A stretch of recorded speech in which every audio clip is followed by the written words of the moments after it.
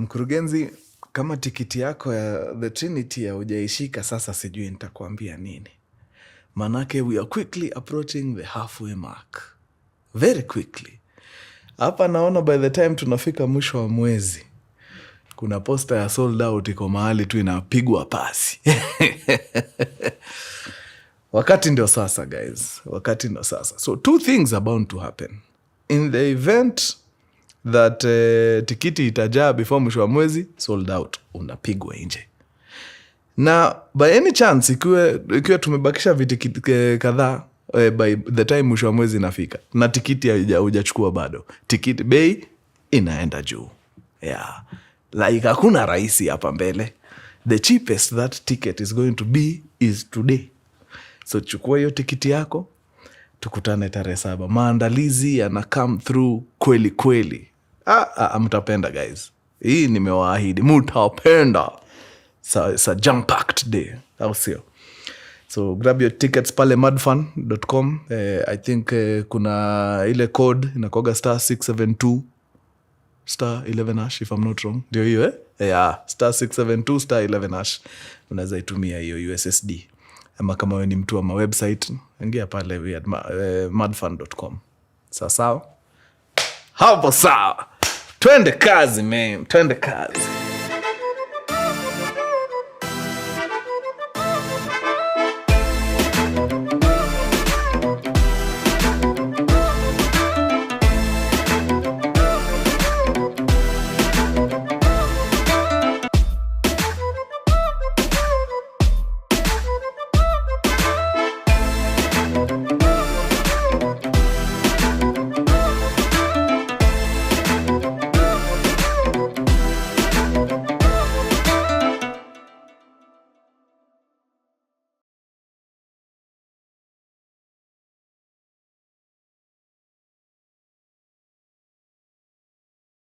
Wakurugenzi!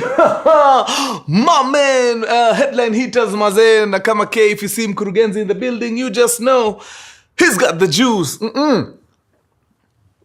Mulilia na wanyimanga headline hitters na wapea, yani ni full dosage. Mutachoka nayo. Yeah, tunaenda sana. Na leo safari zetu zinatupeleka teke mpaka the countries of France and Italy. The year is 1999, 24th of March. Now, pale between France na Italy kuna tunnel flani pale inaitwa Mont Blanc tunnel. On this particular day, a Belgian driver, truck driver, akona mzigo yake safi sana. Amebeba nini? Amebeba unga wa ngano na margarine. Safari yake ni teke, anaipeleka kwa some food factory on the other side. Sahi ako pande za Italy, za France, sorry. So anataka aingie kwa tunnel, avuke hii tunnel aende hiyo pande ingine, apeleke mzigo yake. This is a journey that amefanya for the longest. Yani hata hapa hakuna kutumia akili, ni muscle memory tu. Yani iskuma tu truck wewe, fikisha mzigo, rudi, chukua zingine, peleka, fikisha mzigo. Nothing out of the ordinary.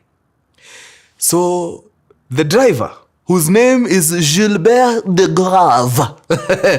Hizo jina za Kifaransa mutazisikia. Gilbert anaingia pale kwenye tunnel mida ya 4:46 asubuhi. This tunnel is 15 minutes long. So, anapita vizuri sana, the first minute, the second minute, the third minute, anadiscover kitu. What does he discover? As he is driving towards the Italian side, madereva ambao wanatoka the Italian side wakienda the French side wanampiga mataa. Anashindwa, okay, nimesalimia watatu so far, but bado mataa zinaendelea. Watu wananipenda sana leo. What is happening? So watu wanampiga tu malights wakimpita. Akajiambia hapana, there must be something wrong. Akipiga tu macho kwa side mirror hivi, anaona white smoke inatoka from under his cabin. Of course, ukianza kuona white smoke kwa gari, my friend, nothing good comes after. Hata wewe wakati utakuwa unaendesha gari yako, alafu uone exhaust inatoa moshi ya white, simama immediately. Ukiendesha gari yako, alafu tu somewhere kwa gari unaona moshi ya white, simama immediately. There is a problem. Now, Gilbert anaangalia side mirror, anaona smoke ya white pale, anajua there must be a problem, but he still proceeds sababu by now it is now 10:50. Amepiga dakika 4 ndani ya hii tunnel. This tunnel is only 15 minutes long, so anataka aende aone kama anaweza vuka the other side, atafute mahali asimame aangalie shida iko wapi. But the more he's going, the more the white smoke inaenda inaongezeka tu. Now there is a cloud of white smoke coming from underneath his cabin. Anajiambia hapana. So by the time he gets to the 6-minute mark, anajiambia no, hapa sasa sita risk, wacha nisimamishe hii lori smack in the middle of this tunnel, nishuke niangalie hii ni nini inatoa moshi vibaya sana hivyo. Which is exactly what he does. Anaweka hazards pale, ana slow down truck yake, then he comes to a stop. Anashuka pale kwenye cabin, anaangalia hapo chini, na ukweli wa mambo, anaona white smoke bellowing vibaya sana. So next order of business ni kutafuta fire extinguisher haraka, akuje ajaribu kunyunyizia pale, ndio aone kama anaweza simamisha hii moto inataka kuanza hapa. But by the time he goes to get the extinguisher, ile moto sasa moshi inaacha kukua moshi, sasa it erupts into flames. Gilbert de Grave anaona hapa mambo imechemuka, mambo imeharibika. There is really nothing that I can do, so he decides to do what? To take off towards the Italian side where he was headed. Wangwana, nataka tukule pause hapo kidogo. Toka 1999, piga rewind selector to 50 years before, which is 1949. 49 to 99 ni 50 years, eh? Yes. So in 1949, the Italian and the French government wanakaa chini wanadiscover, Mungu alitubariki hapa na vitu zinaitwa the Alps. Kuna mountains ziko, the region, a mountainous region hapo around France na Italy, inaitwa the Alps. Very famous, I'm sure you know about the Alps. The Alps are beautiful, lakini kuna mahali tu, there's a little issue. Because of the Alps, kuna safari za kutoka France kwenda Italy zinakuwa ngumu sana. Sababu sasa malori lazima zimanuve kwa milima huko, nini ipande huko iende ishuke the other side ndio itokee Italy. Safari kidogo sana, used to take them hours to get there. So the French and the Italians sat down wakajiuliza, kuna kitu inatusimamisha from kudunga hii mlima, tuidunge straight kabisa, tutokee the other side of the mountain, tuunde tunnel tu safi, ndio uchukuzi, transportation ikuwe rahisi, kuliko hii kushinda ukipanda milima unaenda unashuka ile side nyingine nini. Si tuchimbe tu tunnel katikati ya hii mlima, tuende tutokee the other side. So of course the engineers, wahandisi wakakaa chini, come up na maformula na nini. It was a viable idea, and in fact they discovered that with a tunnel they'd cut travel time from hours to 15 minutes max. All it took is a 15-kilometer tunnel, which at the time would end up being the largest tunnel on earth. Kukata mlima for 15 kilometers hivi si mchezo. Hebu imagine Mount Kenya uanze kuidrill hii pande ya Nanyuki, utokee the other side uko, na ni kishimo tu hivi unaenda ukidrill tu. Unasema aje mtiani? Nisiguze mlima? Wacha nimeachana naye. Sti amesema nisiguze mlima niwachane naye. So that is exactly what the French and the Italians decided to do. So in 1949, a treaty was signed between the two countries, na wakaamua ni aje tunnel iweze. So hii mambo yote ya groundwork na nini companies kufomiwa ya kufanya hii kazi took a total of 10 years. So in 1959, construction officially started, and it took them 6 years ya kupiga kazi usiku na mchana.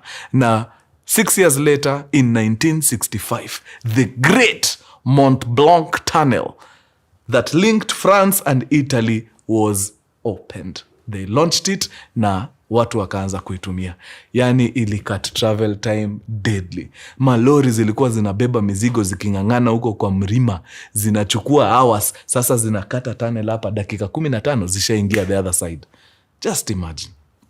And this tunnel would be uneventful for very many years. The rest of the 60s, nothing. The entire 70s, nothing. 80s, nothing. Until the morning of 24th March 1999. Now, nimewaexplainia vizuri vile driver wetu Gilbert de Grave amepita hapo na lori yake vizuri 6 kilometers into the tunnel. White smoke imezidi, ameshuka akijaribu kuextinguish hii kitu. The flames even became bigger na akatoka mbio akahepa. Now, as Gilbert is running away the other side of the tunnel, nyuma yake cars zinaanza kupile up pole pole. Now, hii track yake ilianza kama white smoke, sasa ni full flames. Black smoke ndio hiyo, sababu vitu zinaanza kuungua huko ndani. Before long, a thick black smoke ilikuwa ishaanza kuform ndani ya hii tunnel. Okay? So now the people wenye wako stuck behind the track wanashindwa tufanye namna gani? Sababu we already 6 kilometers in. Tukishuka tuanze kukimbia huko, tutakimbia kilomita 6 guys. Sisi ni watu tumekula burgers na pancakes. Itakuwa ngumu. So a great chunk of the people who were stuck behind that trailer wakaamua, because this is France and Italy. Rescue services ziko. Wacha tutulie hapa kwa magari, tungoje rescue operations wakuje wafanye mambo. Now, the French had thought about it. Walikuwa na a proper rescue team on the French side.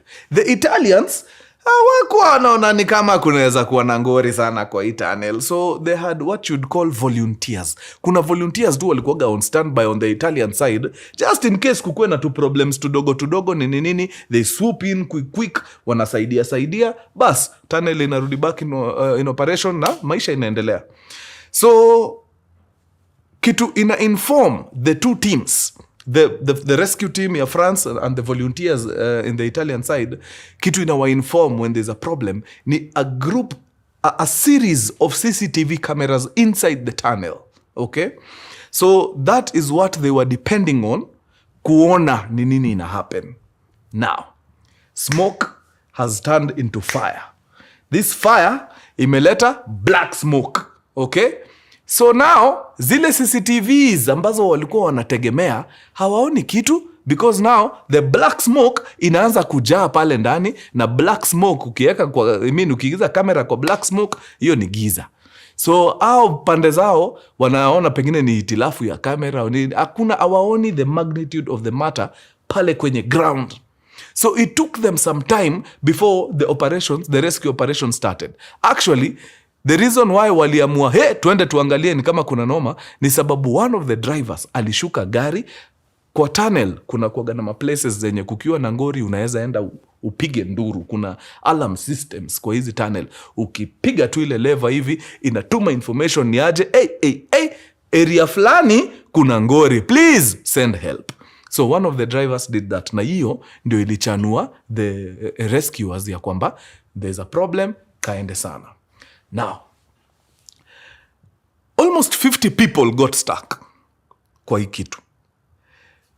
As the smoke was building up, wale ambao walifikiria very quickly on their feet, waliona hapa ni noma. The best thing to do ni kujaribu kumaneuver, you turn, then go back where you came from. Now, the most affected ni the people who are coming from the French side. The same side, huyu dereva wetu Gilbert de Grave alikuwa ametoka. Hao wenye wamemfuata nyuma, hao ndio walikuwa most affected. The people coming from the Italian side, walikuwa tu wanakama, wanapita tu, siu, wanaenda tu. But hao wamekuwa nyuma, noma. So they had to maneuver and turn and go back to the French side. Now, turning in such tight spaces hivi sometimes takes time.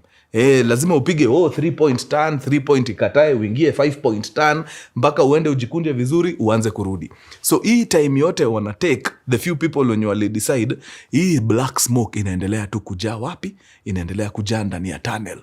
So out of the 50 people stuck, 18, is it? No, 12 managed to do a turnaround and they go back to the French side. The other 38, not so lucky. Why? Kama wewe ni mtu umesoma physics kidogo, unajua for there to be combustion. Okay, for a vehicle's engine to turn on, au need kuinunulia maua? No, that's not how you turn on a car. Kitu unahitaji ni vitu tatu. You need a source of heat. You need oxygen. The final thing is fuel. Hizo ndio vitu tatu unahitaji. If you miss any of these three things, gari yako haiwezi waka. Now, wakati black smoke imeengulf tunnel yote hivi, kitu ya kwanza kuenda ni nini? Oxygen. So the tunnel was depleted of oxygen. So as these other drivers were trying to turn on their cars, hazikuwa zinawaka sababu there was no sufficient oxygen for combustion to take place for this engine to turn on ndio wapinduke waende. So they were stuck.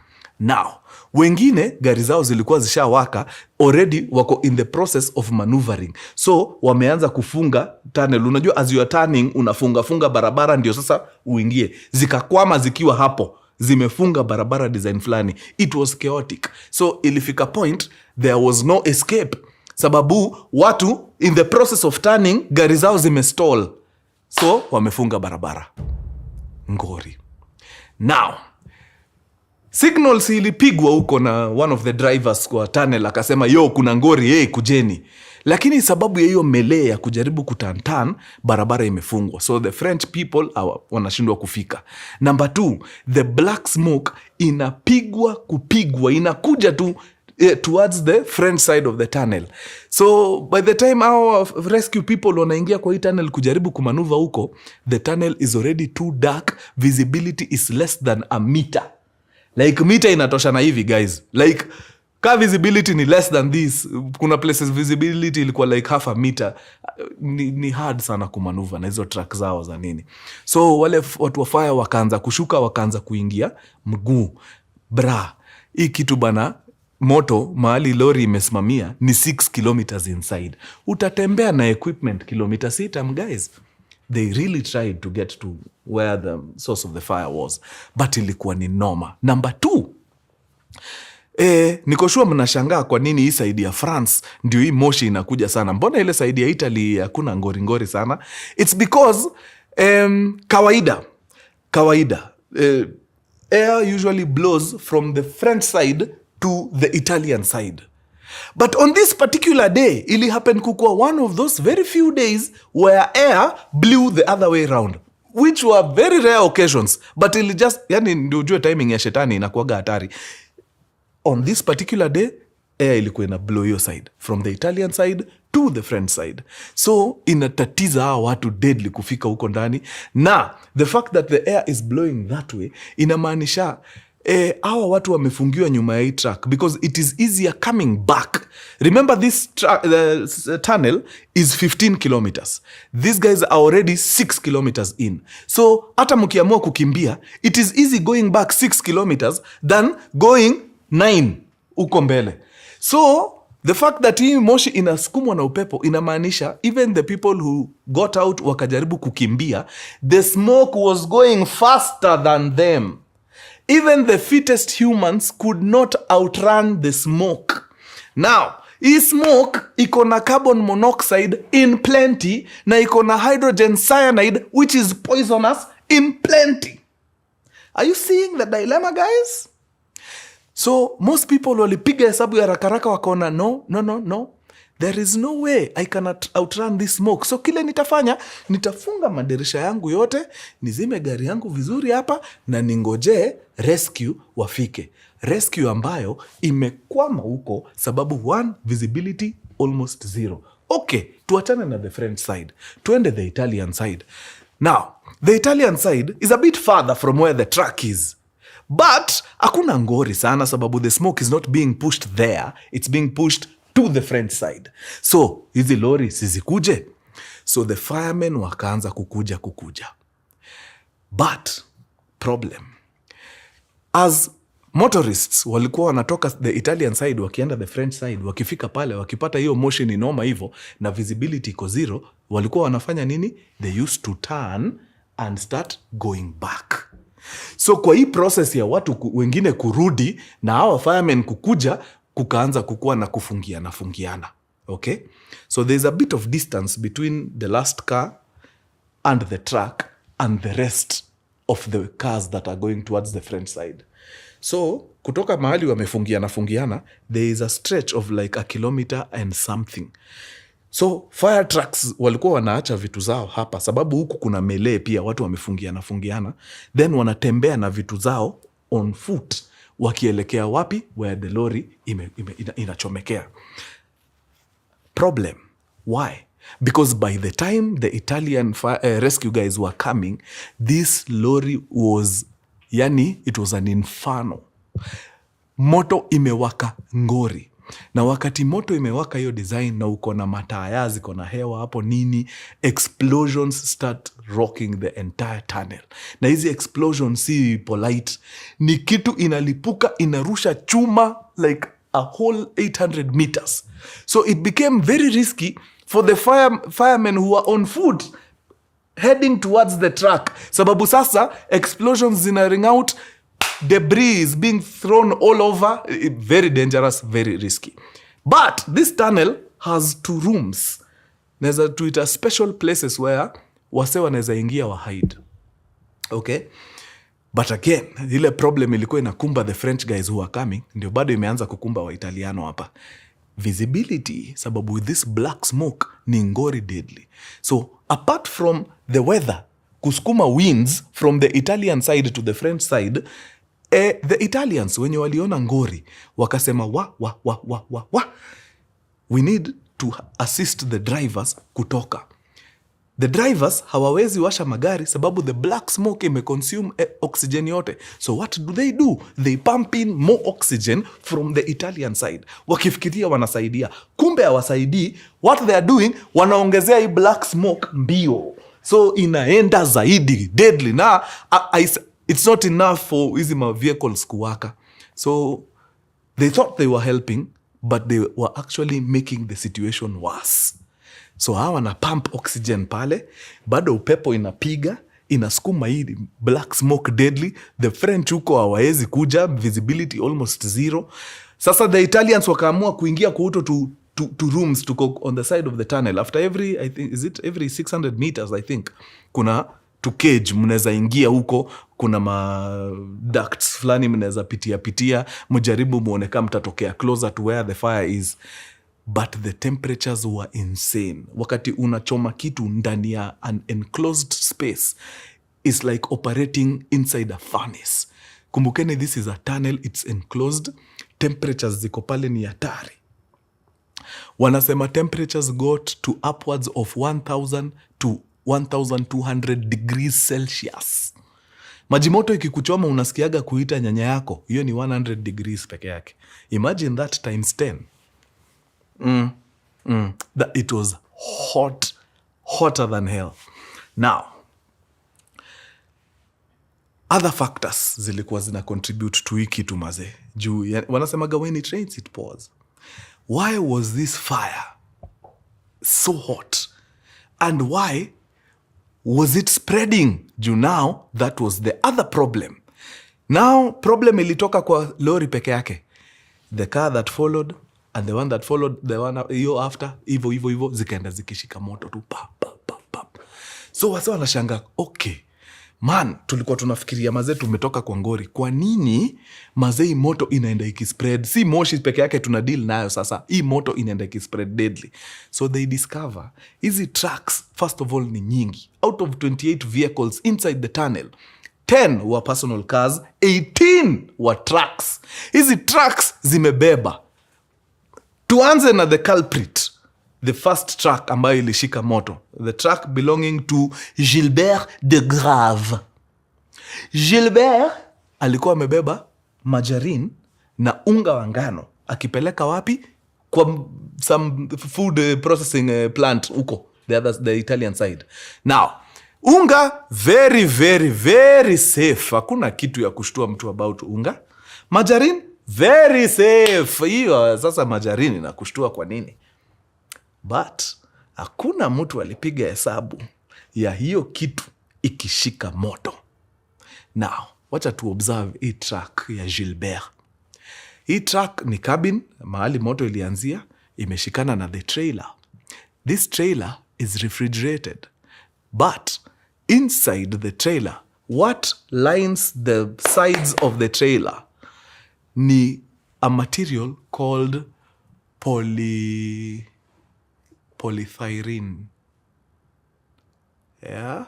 Ile material inakuwaga ya white steel yenye tunatumiaga kupack electronics. Unajua hiyo kitu? Wacha bubble wrap. Ushainunua ka TV ni kama polyboard. I think inaitwa polythyrene. Is it polythyrene? It's polythyrene, yeah? So the polythyrene boards ndio zilikuwa zime case the inside of the trailer.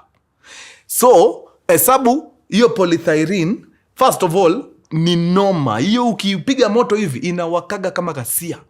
Number 2, this margarine ni oil based, so pia hii ikishika moto vizuri, oh my god, fire, hatari. Number 3,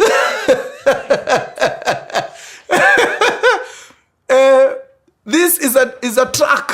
It operates on diesel. Truck si kama pikipiki ati iko na tank ya nusu kikombe.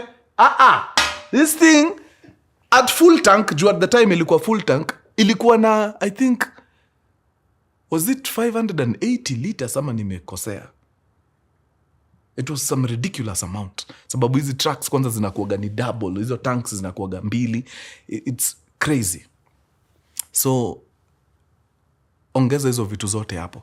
Hiyo fire lazima itaspread. Sababu once hii moto imechoma hii tank mazee imegive in, si hii mafuta inaanza kumwagika hapa kwa lami. Mafuta ikianza kumwagika kwa lami, si inaanza kuflow. Ina flow wapi? Ina flow towards the other vehicles. So hakuna vile hizi 28 cars that followed the truck zingeponea hii kitu yote.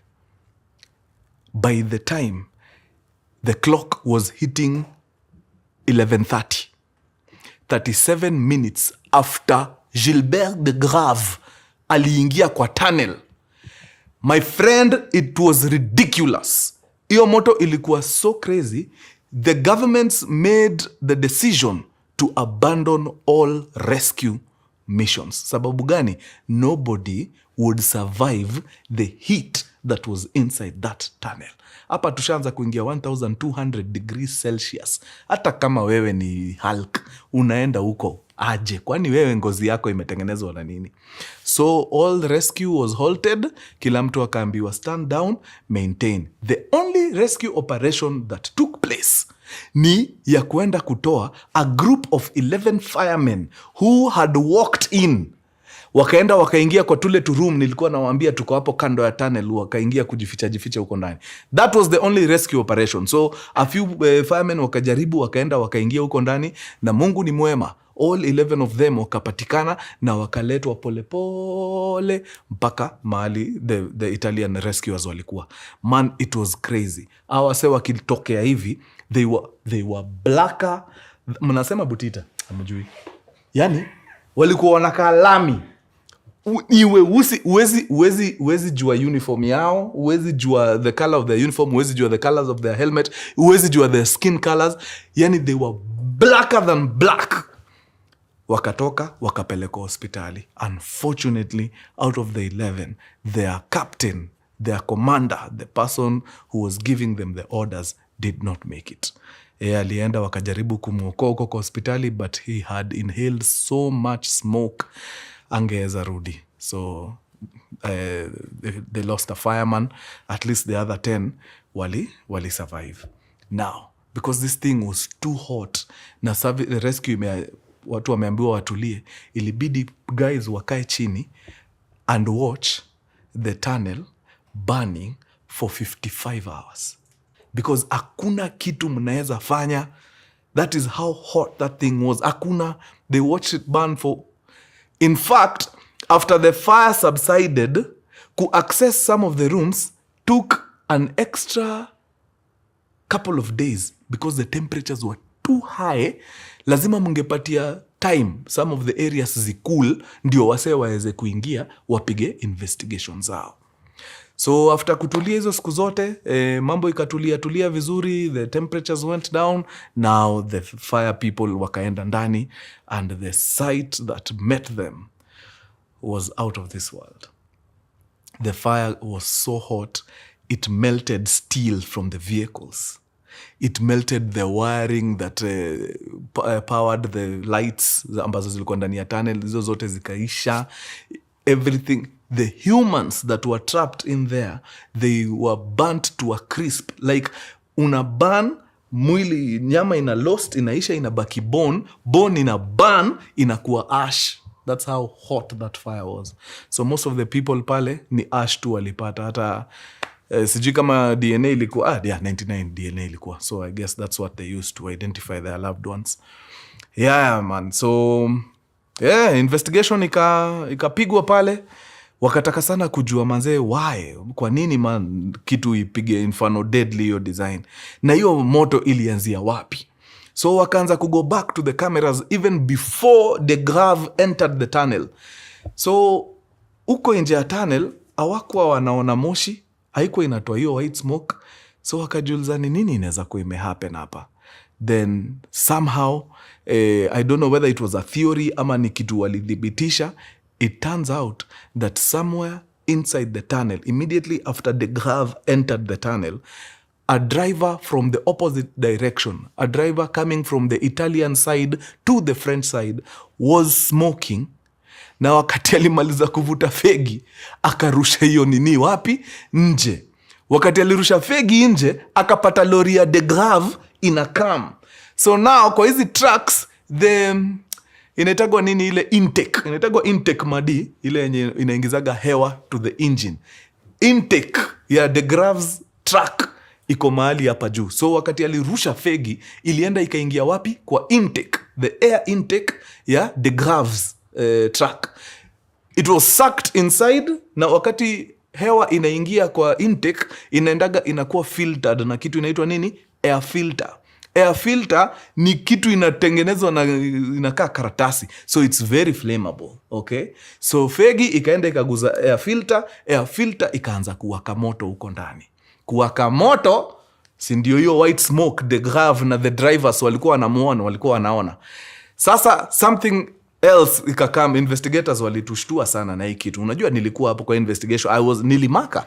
Walisema ati the grav could actually have saved lives had he not stopped. Turns out, wakati kuna macomponents zako zinaungua kwa gari, wakati una drive, you're actually suffocating it, au ipati enough oxygen. Hiyo mimi sikujua. In fact, I thought, the more you are driving, the more you are giving it oxygen. Kumbe yendi hivo. So apparently the grav angeendelea kuendesha, atoke nje ya tunnel, ndio asimame, angesave hawa wase wote. Juu ainge erupt into flames as he is driving. But the moment the grav stopped, it did not take him a minute, iyo moto ikawaka. This is something they tried with a series of other trucks. In fact, there's a bus, same thing happened. Ilishika tu hiyo nini ikaanza kutoa white smoke. The driver akafikiria, no, I will not stop because I'm inside a tunnel. Let me drive mpaka the other side of the tunnel. Then after hapo, ndio nisimame. So akadrive mpaka mwisho wa tunnel, na vile alitokea the other side of the tunnel, akasimama. My friend, hata hakushuka. Flames. They did that with another vehicle as well. Na result ilikuwa the same. So the grav angedrive tu, aende asimamie nje ya tunnel. But you don't know. You see, hata mimi sikuwa najua. So that was the other reason. Other than the grav's truck, nimewaambia kulikuwa na an additional 18 trucks. Hizi 18 trucks bado zilikuwa zimebeba materials that are flammable. Yani hawa watu walikuwa tu doomed from the word go. So lazima mazee the Italians and the French wangekaa chini waangalie how do we mitigate kitu kama hii kuhappen tena. Sasa ikasemekana hakuna hiyo side ingine ati ni mavolunteer tu. Hakuna no, hatunaga rescue services but tunakoga tu hapa, hatuna form, tumejitolea in case kuna ngori tutatokea. Kila mtu anaingia training hatari ya how to deal with such situations. So the two countries wakapelekwa training moja hatari, deadly. Number 2, visibility ikakuwa enhanced pale ndani. Hiyo story ya Timoshi inatokea kamera sasa hazioni vitu, no, hakuna. Tunataka tuweke zile zinaitwa infrared cameras huko, zinaona through smoke. Hizi infrared cameras na zile heat seeking cameras zinawekwa mpaka kwa fire trucks. Ndio wakati fire truck inatoka kuipambana na hii moshi, inaona kama kuna watu wako alive through the smoke. Sababu hizo cameras zinaweza kupick up heat from humans. So since then hakujai kuwa na ngori, but the Inferno was so bad the tunnel had to be shut down, I think for 4 years. Yeah, it was reopened in 2004 if I'm not wrong. Wahakikishe tu kila kitu iko sawa. Zile place escape rooms zenye nilikuwa nawaambia ziko kwa tunnel, wakahakikisha mazezi ukiingia huko kuna design unaweza ingia huko ndani, ndio hata hii heat isikufikie huko, because now unaweza ingia kwa haka room hapa, but the thing is 1200 degrees Celsius. Basically umeingia kwa oven wewe, na ile kuku inazungukaga pale town, hamna tofauti. Munachomeka hapo deadly sana. So now wamefanya mama jambos, na kile muaga nimetambua na wase wa Europe. Ikifika kwa kurekebisha ni noma. Anywhere mali una deal na human life waga wanajitolea deadly. So after your story mazee, it's been 20 years now man, zero incidences. Wanasukuma tu, but since we are humans and where humans are involved, things will happen. Even the engineers wenyewe wanasema chances of another fire happening 100%. There will definitely be another fire at some point, but now they are equipped to deal with it. Vitu kama hizo nazisikianga, najiuliza, my beloved country Kenya, tukakumbwa na mambo kama hayo, tutabaki kweli? Tafakari hayo. Wangwana, ni wacheni nimalize hapo. Imekuwa safi sana. Unaweza uende uangalie hiyo story ya the Mont Blanc Tunnel Inferno. Kama kuna information unafikiria unaweza tuongezee hapo, tuongezee. Tujue sisi wote. Spikes? Hata kuna na any other accident ndani ya Mont Blanc? Not that I know of. Usually hizi za kidogo mumeingiana kwa tunnel, hizo hiyo ni kawaida, lakini of this magnitude jawai. Juu another set of rules ambazo walieka pale yenye imefanya accidents zimetulia deadly. Huwezi fuata mse vile walikuwa wanafuatana hiyo time. Sahii kuna minimum following distance. Actually ni maximum ama ni minimum? Ni minimum, minimum following distance yenye unafaa ufuate mse ndani ya hiyo tunnel. It's only 15 kilometers, so vumilia tu. Mkitokea hiyo side ingine wewe nyinyi fichezeni vile mnafanya. So the reason why wanadu hivyo ni hii kitu ikapata ngori kiasi, mko na maneuvering time ya kutoka, lakini mkiwa mmefuatana hivi ni noma. The French side during the Inferno walijaribu kwenda huko nyuma, ile design ya enda kwa mtu wa mwisho waambie wa reverse, but uta reverse for how long mpaka ufikie car number 38? Nachikia hapo ni noma. So hiyo disa. Wewe wameweka mikakati deadly. Kuna mambo hapo. Hapo sawa guys. Wacheni niende. Tuonane katika kipindi kijacho. Alamsiki. Okay. Alikuwa samrima. Ndio kwa maana imewaramba hivi.